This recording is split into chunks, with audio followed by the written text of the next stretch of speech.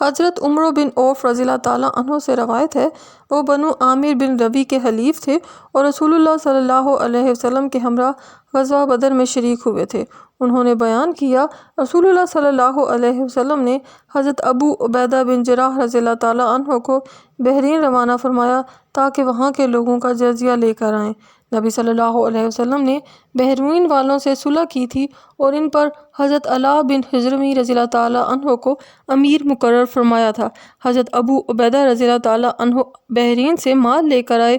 انصار کو حضرت ابو عبیدہ رضی اللہ تعالیٰ عنہ کے آمد کا علم ہوا تو انہوں نے فجر کی نماز مسجد نبوی میں رسول اللہ صلی اللہ علیہ وسلم کی اقتداء میں ادا کی۔ رسول اللہ صلی اللہ علیہ وسلم جب نماز سے فارغ ہوئے تو وہ لوگ آپ کے سامنے آئے۔ رسول اللہ صلی اللہ علیہ وسلم نے انہیں دیکھا تو مسکرا دیے اور فرمایا، میرا خیال ہے تم نے سنا ہے کہ ابو عبیدہ بحرین سے کچھ لائے ہیں۔ انہوں نے کہا، جی ہاں اللہ کے رسول صلی اللہ علیہ وسلم۔ آپ صلی اللہ علیہ وسلم نے فرمایا، خوش ہو جاؤ اور خوشی والی چیزوں کی امید رکھو۔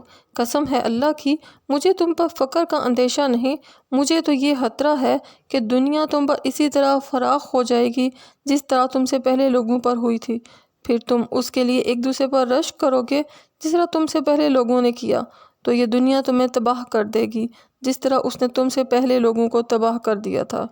دولت ایک آزمائش ہے، اس کی حرص کی وجہ سے ظلم اور گناہ کا ارتکاب ہوتا ہے۔